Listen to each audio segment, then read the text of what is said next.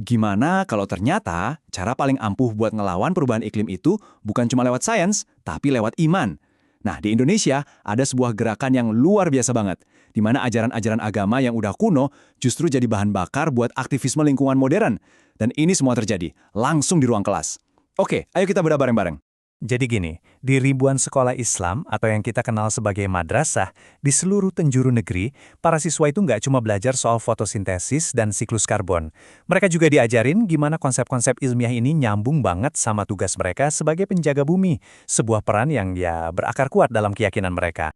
Program inovatif ini itu berangkat dari sebuah kesadaran yang fundamental. Menurut para penggagasnya, akar masalah iklim ini sebetulnya bukan cuma soal emisi karbon, tapi juga soal krisis spiritual.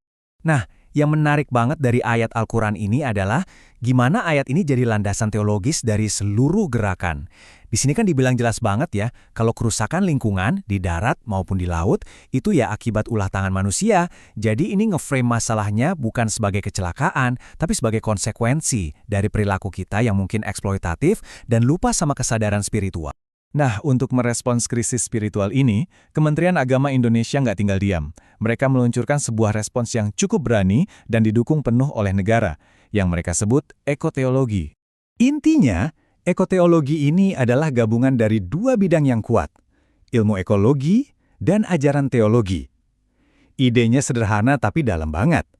Ajaran ilahi itu harus jadi semacam kompas moral yang ngingetin manusia akan tugas utama mereka sebagai khalifah, atau ya penjaga bumi. Dan ini bukan cuma wacana loh, ini adalah program prioritas pemerintah yang dirancang khusus buat madrasah.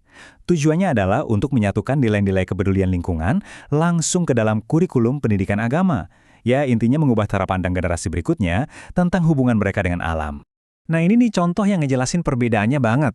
Di sekolah biasa, anak mungkin diajarin jangan buang sampah sembarangan karena alasan praktis, nanti bisa banjir. Tapi pendekatan ekotologi ini lebih dalam lagi. Di sini diajarin kalau menyebabkan bencana lewat kelalaian kita, itu bukan cuma nggak praktis, tapi juga jadi dosa jariah. Dosa yang efeknya terus ngalir bahkan setelah kita nggak ada. Ini kan langsung mengubah motivasi ya, bukan lagi soal takut kena konsekuensi, tapi jadi soal tanggung jawab spiritual yang mendalam. Terus gimana kerangka ini dibangun? Jadi fondasi teologisnya itu dipegang oleh 5 prinsip utama dari ajaran Islam yang sekarang jadi inti kurikulum lingkungan di madrasah-madrasah ini. Pertama, ada mizan atau keseimbangan. Prinsip ini ngajarin kalau alam semesta itu diciptakan dalam harmoni ilahi yang sempurna. Makanya tugas manusia adalah menjaga keseimbangan ekologis yang rapuh ini, jangan sampai kita merusaknya. Kedua, ada hima, yang artinya secara harfiah itu kawasan lindung. Ini tuh konsep Islam kuno tentang menyisihkan area khusus buat konservasi, buat ngelindungin sumber air dan tumbuhan. Ya, bisa dibilang ini cikal bakalnya cagar alam modern. Ketiga, ihya'ul mawat, atau menghidupkan kembali tanah yang mati. Nah, ini bukan cuma seruan buat melindungi, tapi ini adalah panggilan yang proaktif buat menyembuhkan dan memulihkan ekosistem yang udah terlanjur kita rusak.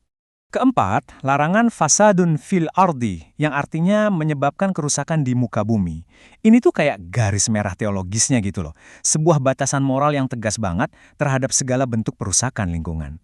Dan yang terakhir ada israf, larangan berbuat boros. Ajaran kuno ini ternyata relevan banget sama masalah modern kita soal konsumerisme. Ini mendorong kita buat efisien dan nahan diri dalam menggunakan sumber daya alam. Oke, tadi itu kan teologinya ya. Sekarang pertanyaannya, gimana caranya madrasah mengubah prinsip-prinsip luhur ini jadi tindakan nyata di lingkungan sekolah? Nah, program ini diimplementasikan lewat 5 tema utama. Jadi ini adalah area-area di mana madrasah harus benar-benar turun tangan. Mulai dari jaga kebersihan dan ngelola sampah, hemat energi dan air, ngadain penghijauan, bahkan sampai siap siaga menghadapi bencana yang berhubungan sama iklim. Supaya kita benar-benar kebayang gimana ini berjalan di lapangan, coba deh kita fokus ke salah satu tantangan lingkungan terbesar yang dihadapi Indonesia, ya pengelolaan sampah. Biar kebayang aja skalanya segede apa. Menurut data pemerintah, Indonesia itu menghasilkan lebih dari 38 juta ton sampah setiap tahun. Ini masalah yang masif, dan sekarang madrasah ada di garis depan buat menanamkan budaya yang berbeda. Dan ini cara mereka melakukannya. Ini bukan cuma teori, tapi benar-benar jadi bagian dari kehidupan sekolah. Artinya, materi pengelolaan sampah masuk kurikulum, ada program daur ulang dan kompos, kerja sama-sama kantin buat ngurangin plastik sekali pakai, dan yang paling penting, ngebiasain budaya ngurangin sampah setiap hari. Pada akhirnya, semua inisiatif ini, dari pelajaran teologi sampai aksi nyata di lapangan, semuanya mengerucut ke satu tujuan jangka panjang yang ambisius. Misi utamanya tuh bukan sekedar bikin sekolah lebih bersih atau ngurangin jejak karbon. Bukan, tujuan sesungguhnya adalah untuk menumbuhkan generasi baru yang ngelihat pelindungan lingkungan itu bukan sebagai tugas, tapi sebagai bagian inti dari iman mereka, sebagai sebuah tindakan ibadah. Nah, ini tentunya jadi tanggung jawab yang besar banget buat para guru. Peran mereka lebih dari sekedar ngajar. Mereka ditugasin buat jadi inspirasi. Mereka diharapkan jadi teladan dari nilai-nilai ini dan memberdayakan siswa-siswanya buat jadi agen perubahan di komunitas mereka masing-masing. Visi ini dirangkum dengan sangat indah oleh Menteri Agama sendiri. Harapannya adalah lahirnya generasi emas yang kesadaran lingkungannya itu nggak cuma didasarkan pada data ilmiah, tapi juga berakar kuat pada ajaran-ajaran ilahi. Jadi intinya, seluruh pendekatan di Indonesia ini didasarkan pada sebuah keyakinan yang sederhana tapi mendalam. Kita nggak bisa mengubah lingkungan secara berkelanjutan hanya dengan kebijakan atau teknologi. Untuk menciptakan perubahan yang langgeng, kita harus mengubah cara pandang kita terhadap dunia terlebih dahulu. Hal ini pun akhirnya meninggalkan kita dengan sebuah pertanyaan penting untuk direnungkan. Di dunia yang lagi berjuang keras mencari motivasi untuk mengatasi krisis iklim, mungkinkah pendekatan ala Indonesia ini, yaitu membingkai aksi iklim sebagai sebuah kewajiban moral dan spiritual, justru jadi salah satu alat paling kuat yang selama ini belum kita manfaatkan?